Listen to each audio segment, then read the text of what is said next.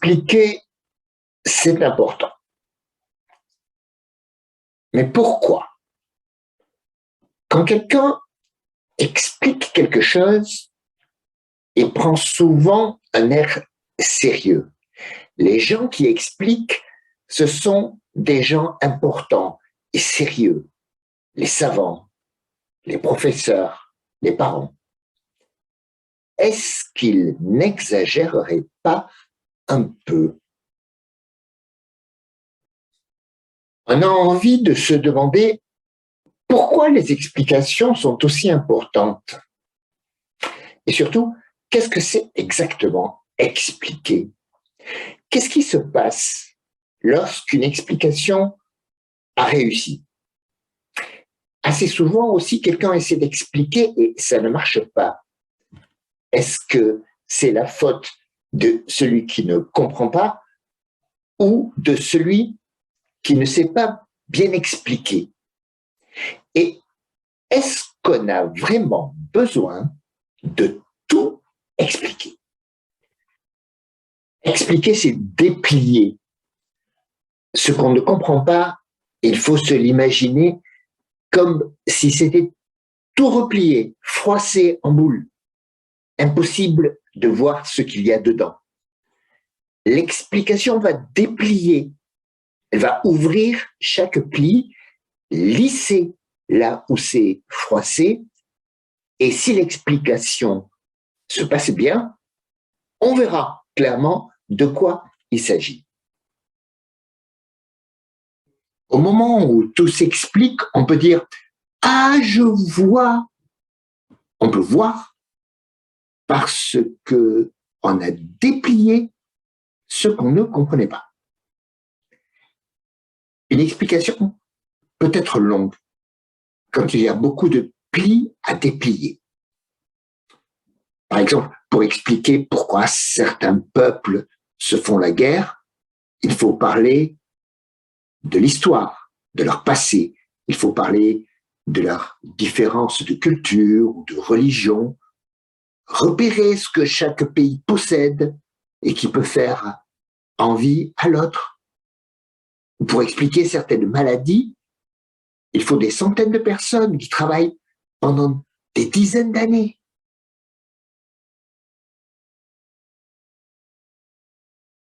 Quand on a trouvé une explication, tout le monde doit pouvoir en profiter.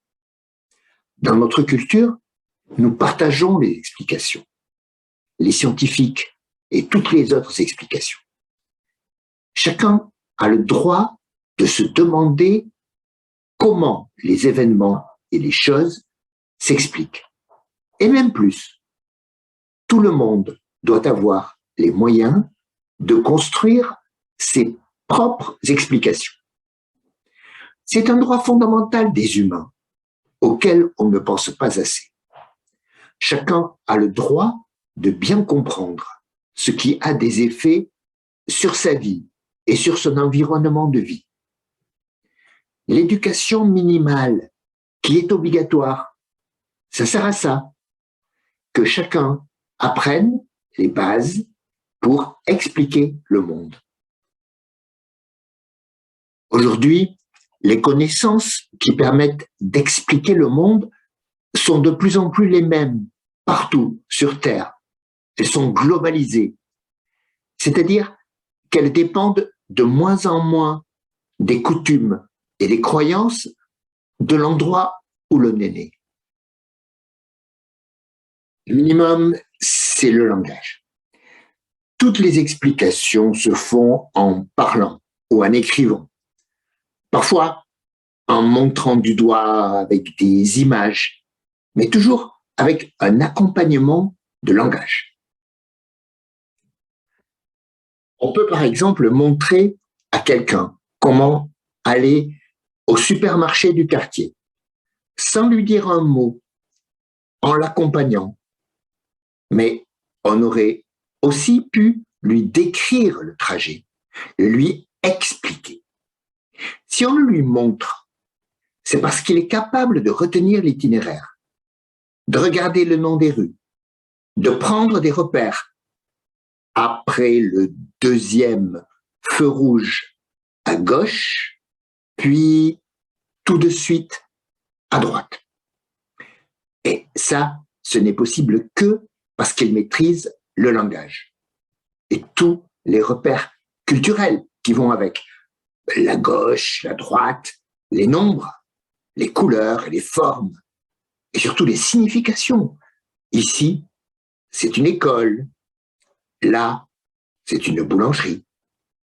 C'est pour ça qu'on peut montrer quelque chose à son chien ou à son chat. On peut par exemple lui montrer où il doit faire ses besoins, mais on ne peut pas le lui expliquer, on ne peut pas le lui dire parce qu'on ne partage pas le même langage. Expliquer quelque chose à quelqu'un, souvent, c'est un effort et parfois c'est long et pénible. Pourquoi se donner tant de mal? Qu'est-ce qui se passerait dans une société où ceux qui savent expliquer gardent tout pour eux?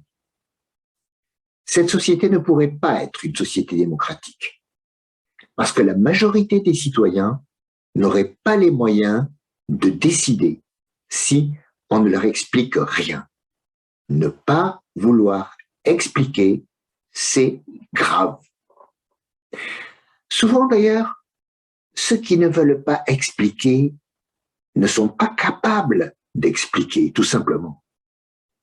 Quand on dit « tu ne peux pas comprendre », le plus souvent, on ferait mieux de dire « je ne suis pas capable de t'expliquer ». Ou parfois, ce qu'on devrait dire, ce serait « je n'ai pas envie que tu comprennes, je refuse de t'expliquer ». Si quelqu'un qui sait bien se servir de l'ordinateur, par exemple, ne veut pas expliquer à son petit frère, est-ce qu'il a le droit? Bien sûr. Par exemple, si on est trop fatigué, si le petit frère est insupportable et ne veut pas vraiment apprendre, on a bien le droit de lui dire « une autre fois, pas maintenant ». Mais on ne peut pas refuser de partager ce qu'on sait faire, parce que ce serait vraiment violent pour le petit frère. Quand quelqu'un veut limiter la possibilité de chercher des explications, de diffuser des explications, c'est suspect. Souvent, c'est parce qu'il veut maintenir un pouvoir injuste, comme le font les régimes totalitaires ou certaines religions. Est-ce que ce droit à l'explication est bien respecté? Est-ce qu'on peut toujours demander des explications? Pas sûr du tout. Dans les situations où il y a de la pression, où il y a des relations de pouvoir, ou même de l'injustice, on sent bien qu'il ne faut pas poser certaines questions. Elles sont dérangeantes. On dirait qu'il y a des limites à ce qu'on a envie d'expliquer. Prenons un exemple de ce genre de questions. Pourquoi presque, vraiment presque, toutes les lois scientifiques portent le nom d'un homme, pas d'une femme, blanc, pas d'une autre ethnie, celui qui les a découvertes? Et il doit y avoir une explication, non? Expliquer, donc, c'est parler. Mais pour dire quoi exactement? Pour expliquer, on doit dire quelque chose de nouveau, il ne faut pas répéter la même chose. En fait, quand on explique, on essaie de dire autrement la même chose, ce qu'on n'arrive pas à comprendre, comme si on tournait autour du même objet, en essayant de le voir sous un autre angle. Expliquer, c'est montrer à l'autre plusieurs angles de vue sur le même objet, en espérant qu'à un moment donné, il va reconnaître un objet qu'il connaissait déjà. Je ne comprends pas ce que c'est. Regarde mieux, fais le tour. Je ne vois rien de spécial. Regarde ici, tu vois? C'est pour gonfler? Oui. Et regarde ici, tu vois la forme que ça prendra une fois gonflé? J'ai trouvé. C'est une piscine gonflable. Celui à qui on explique quelque chose doit faire un effort de son côté. Il ne peut pas se contenter de prendre un air bête en répétant à chaque étape ouais, et alors? Expliquer, c'est donc une vraie action de communication réciproque qui doit marcher dans les deux sens. Il faut que celui qui reçoit une explication participe à l'effort commun. Il faut qu'il se mette en mode réception et même en mode participation. Sinon, quand on ne veut pas comprendre, on ne comprend pas. Ce qui peut arriver, parce que dès le départ, on est sûr qu'on ne va pas pouvoir comprendre, on se sous-estime, ou alors parce qu'on n'a pas vraiment envie d'être remis en question par ce que l'autre essaie de nous expliquer. Expliquer dépend beaucoup de la situation. Quand l'explication marche bien, on ne s'en rend pas compte. Mais quand l'explication ne marche pas, il ne faut pas toujours chercher une raison dans l'explication elle-même, mais plutôt analyser le contexte, la situation. La même explication sur le barycentre peut très bien marcher sur certains élèves, à certains moments, et pas dans d'autres circonstances. Par exemple, si l'élève dort à moitié parce qu'on l'oblige à se lever trop tôt, s'il vient d'être insulté, malmené dans la cour, s'il pense à sa famille, dans laquelle tout va de plus en plus mal, ce sera un peu trop facile à la fin du trimestre de dire qu'il a des difficultés de compréhension, alors que d'autres élèves comprennent bien les explications de ce prof qui explique si bien. Le contexte, et surtout le contexte humain, ça fait partie de la situation d'explication qui ne se limite pas aux paroles prononcées.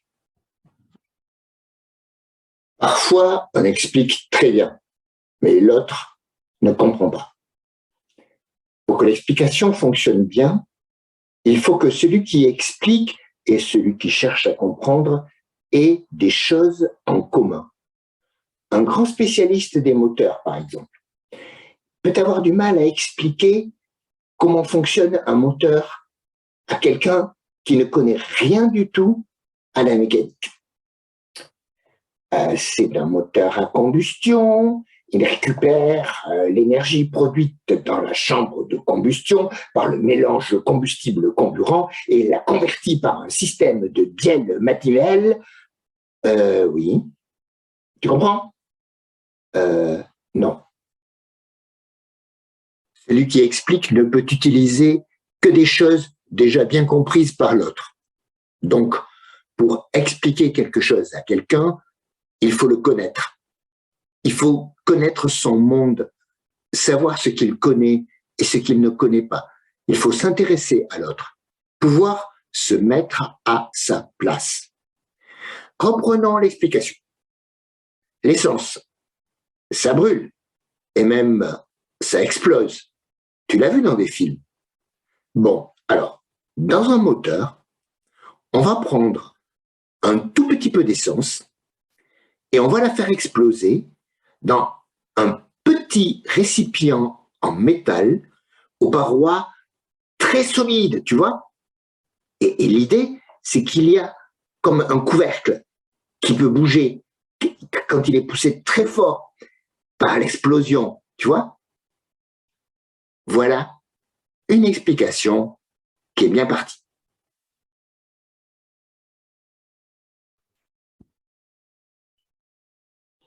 Expliquer, c'est aller chercher quelqu'un là où il est, pour l'emmener quelque part. Ce n'est pas lui faire de grands signes de loin en criant « Je suis là, rejoins-moi ». Il faut aller le chercher Donc, savoir où il est et être capable d'aller près de lui et de le conduire comme en le tenant par la main. C'est de cette manière qu'on explique, pas à pas, en dépliant pli à pli. Quand quelque chose a été bien expliqué, on a l'impression d'avoir été pris par la main et d'avoir avancé pas à pas, sans effort, pour arriver au bon endroit. Expliquer, c'est une action, et une action qui a un but. Elle réussit ou pas, et elle réussit plus ou moins. Pour savoir si une explication a réussi, il ne suffit pas de demander à l'autre s'il a compris. Il va facilement répondre que oui, mais ce n'est pas forcément vrai. Ce sont les actions qu'il est devenu capable d'accomplir ou pas qui vont montrer si l'explication lui a apporté quelque chose. Parce qu'on a facilement l'impression d'avoir compris. C'est une impression psychologique bien agréable. Ça permet une relation plus confortable avec les autres. Oui, oui, oui, j'ai compris. Tout le monde a compris, demande le prof, après avoir expliqué. Personne ne dit non. Bon, faisons un exercice. Et là, ça se complique. On se rend compte qu'on a écouté tous les mots de l'explication, qu'on a compris le sens de tous les mots et de toutes les phrases. Et donc, à la fin, on a dit, oui, j'ai compris. Mais on n'arrive pas à faire l'exercice. Alors, le prof donne une indication. Regardez l'angle de la droite D et du segment AB. Ça ne vous rappelle rien? Puis encore une autre explication, si c'est nécessaire. C'est comme dans le cours, mais dans l'autre sens. Et à un moment, ça y est, clic, on comprend ce qu'il faut faire. Autre exemple, on explique à sa grand-mère le fonctionnement du smartphone qu'on vient de lui offrir. Elle écoute très gentiment, en souriant et en disant oui et d'accord à chaque étape. Et à la fin, quand on lui demande « Tu as compris ?» elle répond « Oui, merci, tu m'as très bien expliqué. » Il y a de quoi être fier. Sauf si quelqu'un lui demande d'appeler sa sœur avec le nouveau téléphone et qu'elle n'y arrive pas du tout. Elle ne sait pas par où commencer. Peut-être que l'explication était conçue pour un copain du même âge, pour quelqu'un qui a déjà l'habitude des téléphones mobiles. On peut s'y prendre autrement. On dit, tu vois le petit personnage là, tu tapotes dessus. Non, une seule fois. Et ça ouvre la liste des gens que tu peux appeler. Tu fais défiler la liste et quand tu veux appeler quelqu'un, tu tapotes 2 fois sur son nom. Quelqu'un d'un peu prétentieux dira peut-être qu'on ne lui a pas bien expliqué, que grand-mère n'a pas vraiment compris. Par exemple, un grand cousin qui est à l'école d'ingénieur lui expliquera comment fonctionne la mémoire et le processeur du téléphone, etc. Et il ne lui explique rien du tout, en fait. Il étale son savoir. Ce qu'on voulait, c'était que la grand-mère puisse appeler qui elle veut. Pour y arriver, pas besoin de faire le malin en montrant qu'on en sait beaucoup plus qu'elle. Mais il faut se mettre à sa place et passer par un chemin qu'elle pourra facilement retrouver. Et quand ça marche, c'est qu'on a bien expliqué, tout simplement. Le but, c'était qu'elle puisse accomplir une action précise. Si elle y parvient, l'explication a atteint son but. Quand quelqu'un dit « je ne comprends pas », est-ce que tu peux m'expliquer? Il peut vouloir dire deux choses très différentes selon la situation. Parfois, il veut de l'aide pour comprendre, mais parfois c'est très différent. Il est en colère et il veut des justifications ou des excuses. Situation numéro 1. On demande à un parent de l'aide pour faire ses devoirs. Je ne comprends pas ce qu'il faut faire. Est-ce que tu peux m'expliquer? Le parent essaiera de dire ce qu'il faut faire d'une autre manière, ou en donnant un exemple, ou en remplaçant un mot par un autre. Situation numéro 2. Un parent qui gronde un petit. Je ne comprends pas. La maîtresse m'a dit que tu t'es battu avec 2 autres enfants dans la cour de récréation. Est-ce que tu peux m'expliquer? Là, c'est très différent. La réponse sera par exemple, c'est Kevin qui a commencé. Il a dit que mes nouvelles baskets étaient nulles. Et alors, pour se moquer de moi, lui et Soraya, ils faisaient exprès de me marcher sur les pieds.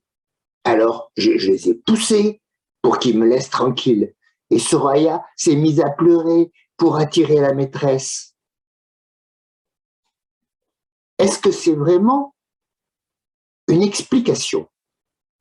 Oui, c'est une très bonne explication. Mais comme à chaque fois qu'on explique, ça peut marcher ou ne pas marcher.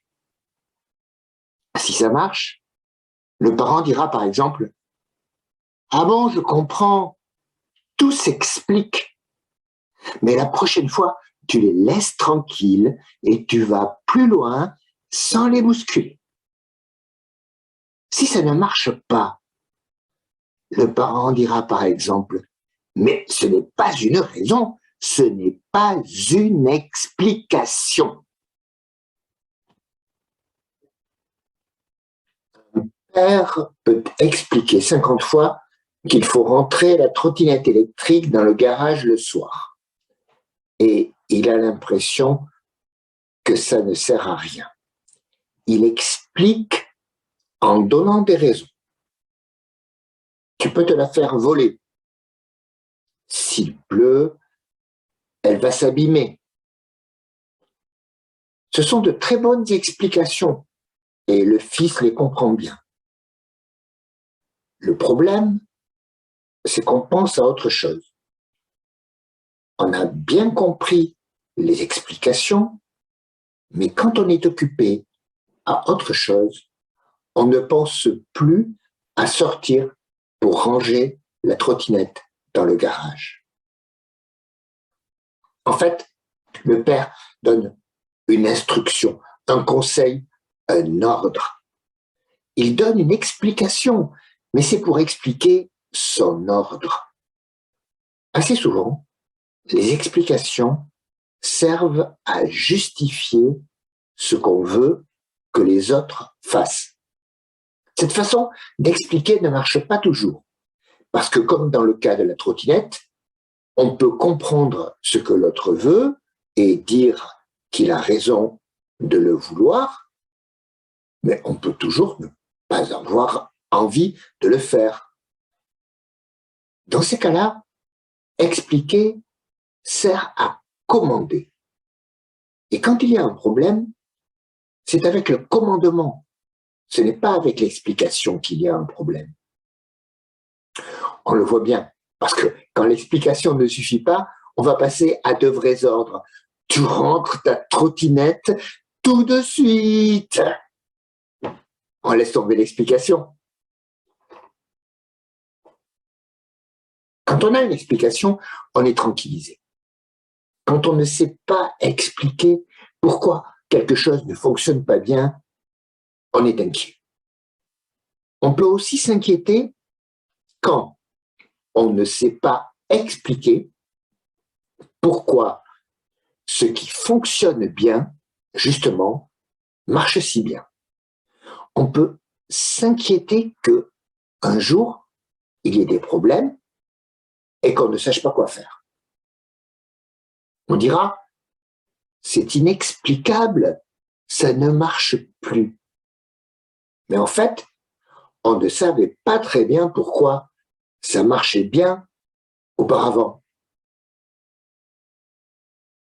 Ce genre de choses, ça peut arriver avec des appareils compliqués, des ordinateurs par exemple, mais aussi dans les affaires entre les humains, la relation avec ses copains, avec ses parents, les relations amoureuses aussi.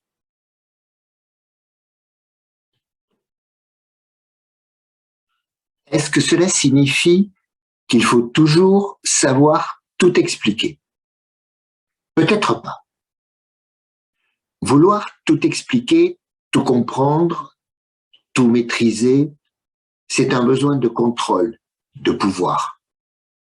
Nos connaissances nous permettent de contrôler notre vie et notre environnement. Par exemple, de prendre soin de notre santé et de notre confort. Et elles nous donnent un pouvoir extraordinaire sur la nature. Mais la vie ne se résume pas à l'accroissement illimité du pouvoir et du contrôle. Nous avons pris l'habitude, dans notre civilisation, de tout maîtriser et contrôler, les paramètres de la santé, de l'économie, les emplois du temps, les activités des uns et des autres. Ce contrôle demande une énergie énorme, qui n'est pas toujours justifiable. Et tout ça finit par menacer la liberté. Sans en revenir à une attitude passive et résignée devant les problèmes de la vie, il est intéressant d'apprendre à lâcher prise, comme on dit, d'apprendre à laisser aller. Être humain, c'est aussi ne pas tout maîtriser, être capable de se passer d'explications dans certains cas. Mais comment faire pour ne pas accepter n'importe quoi si on commence à dire qu'il y a de l'inexplicable et qu'il faut peut-être le respecter? La solution, c'est la conscience. Nous, les humains, nous nous caractérisons par notre conscience, c'est-à-dire une vie mentale dans laquelle nous construisons en permanence des représentations des choses. Nous les manions à travers les mots, nous les mettons en rapport entre elles et nous construisons des relations abstraites, parmi lesquelles l'explication. Nous étendons sans cesse notre conscience. Chaque individu l'enrichit tous les jours. Et dans cette extension de ce dont nous prenons conscience tous les jours, les explications ont une place centrale. Notre conscience améliore sans cesse ses capacités à expliquer. C'est ce qu'on appelle parfois l'expérience. Un processus qui commence chez le bébé et qui ne s'arrête jamais. Plus ce réseau d'explications s'étend, plus nous sommes ce que nous sommes, c'est-à-dire conscients. Dans notre civilisation, la science représente l'entreprise la plus systématique et la plus réussie pour étendre le réseau de nos explications. Donc, d'abord de notre conscience du monde, mais aussi de notre puissance sur le monde. Pourquoi se donner tant de mal à apprendre les mathématiques ou la chimie? Parce que les explications scientifiques nous donnent une représentation du monde bien plus claire, complète et précise que toutes les autres. Donc, en théorie, nous sommes bien lancés dans le projet de tout expliquer. Ce projet a des aspects un peu inquiétants. Est-ce qu'on va savoir expliquer comment fonctionne la pensée ou les sentiments, etc. Ce serait inquiétant. Pas à cause de la capacité à expliquer, mais à cause de la capacité à contrôler qui en découlerait. Donc, dans certains domaines, de plus en plus, on est en train de se demander comment séparer la recherche d'explication de la recherche de contrôle, pour éviter, par exemple, que nos progrès en psychologie servent surtout aux publicitaires et aux militaires. Pourtant, dans la majorité des domaines, pas question de renoncer à expliquer ce qui nous résiste. Oui, nous saurons un jour expliquer telle ou telle nouvelle maladie, et donc surtout la soigner. Personne ne peut suggérer qu'on laisse tomber, quelle que soit l'énergie dépensée pour y parvenir. Mais est-ce que, par exemple, on veut expliquer le vieillissement et se donner les moyens d'y échapper, ou la tristesse, en la corrigeant par des implants cérébraux ou des médicaments? Déjà, la médecine est capable de modifier puissamment le mental avec des médicaments. Donc, lorsque les explications de la vie mentale seront améliorées, on peut imaginer qu'on pourra agir sur l'état d'esprit, sur l'humeur, sur les idées peut-être, de manière de plus en plus fine. Alors, est-ce qu'il faut être inquiet parce que la science parvient à expliquer de mieux en mieux le monde et les actions des humains? Le meilleur argument, c'est de dire, comme tout à l'heure, qu'on peut, en théorie, savoir expliquer et jamais ne se servir de ce savoir pour exercer un pouvoir ou un contrôle. D'accord, mais du moment que ce pouvoir est accessible, du moment qu'on en a le savoir, on ne sera plus jamais à l'abri d'une mauvaise utilisation. On en revient finalement à se demander s'il n'y a pas de l'inexplicable qu'il faudrait laisser inexpliqué. Ce qui ne s'explique pas et qu'il faut respecter comme tel. Par exemple, pourquoi je me sens bien dans tel endroit avec telle personne et pas dans tel autre endroit ou avec telle autre personne. On peut l'expliquer. Tout s'explique, dira quelqu'un qui vient de lire un livre de psychologie et qui s'enthousiasme un peu vite. Il existe des facteurs explicatifs, d'accord, mais ils sont loin de permettre de prévoir tous les comportements humains dans des cas réels, pas dans des cas stéréotypés. Mais le problème est ailleurs, en fait. Il ne s'agit pas de savoir s'il y a des limites absolues à nos capacités d'explication ou d'explication scientifique. Le problème est de savoir ce que nous voulons expliquer et pourquoi. Je n'ai pas envie qu'on m'explique pourquoi j'aime autant tel musicien ou pourquoi je tombe amoureux de telle personne. En dépensant une énergie suffisante pour enquêter, on pourrait formuler une sorte d'explication, mais je n'en veux pas. Parce que ce qui m'intéresse, ce qui a de la valeur pour moi, c'est d'écouter de la musique que j'aime, c'est de baigner dans les hormones du bonheur d'être amoureux. L'explication risque de casser l'authenticité de l'état que je vis. Je n'ai aucune raison de le vouloir parce que j'assume. Pour moi, ce qui a de l'importance, c'est cet état. Il a plus d'importance que sa maîtrise théorique par une explication, au cas où il serait possible d'en avoir une de suffisamment solide, ce qui déjà n'est pas sûr du tout. Alors, dans quel cas une explication est-elle utile pour mieux vivre ce qui a de l'importance pour moi? Dans le cas où, par exemple, je suis incapable d'apprécier un certain style de musique que les autres apprécient et qu'ils ont envie de me faire partager.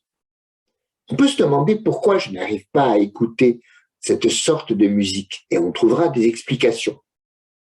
Souvent, dans le fait que je ne connais pas bien le contexte de cette musique. Alors, je pourrais l'apprendre, m'y initier, et ensuite, je pourrais aimer ou ne pas aimer cette musique, mais en sachant pourquoi. Ou de la même manière, si je tombe toujours amoureux de personnes avec qui ça se termine mal, il vaut mieux que j'essaie de comprendre pourquoi, que je fasse un travail d'auto-explication. Ma conscience sera étendue. J'aurai acquis la capacité de mieux comprendre ce qui m'arrive et donc éventuellement la capacité d'y résister, d'avoir des stratégies de défense. Ou alors, au minimum, je continuerai à être malheureux, mais je pourrai mieux l'assumer. Ce sera de ma responsabilité de tenir compte, ou pas, de ce que je suis maintenant capable de m'expliquer. Finalement, donc, il ne faut pas toujours chercher à se rassurer par des explications. Lorsqu'on doit résoudre un problème, rien n'est aussi puissant que la compréhension, c'est vrai, ce qui nous donne la puissance d'agir. Et cette compréhension, c'est souvent une explication. On se sent donc en sécurité lorsqu'on est environné d'explications. Mais est-ce que se sentir en sécurité, c'est vraiment le but de la vie? C'est plutôt un moyen de partir explorer le monde et soi-même, un moyen de vivre, de devenir ce qu'on est. Il faut donc aussi savoir se passer d'explications. Être capable, dans certaines circonstances, choisir avec soin, d'accepter et d'assumer la vie. En avançant dans la vie, on apprend à repérer ces circonstances où on a envie d'avancer sans explication, sans demander d'explication et sans donner d'explication. Ce sont peut-être des moments où on se sent exister plus fort.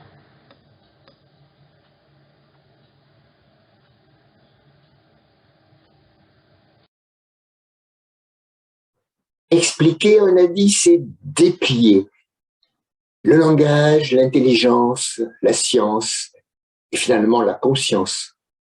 Ce sont les moyens dont nous disposons pour déplier les réalités qui nous entourent et même ce que nous sommes.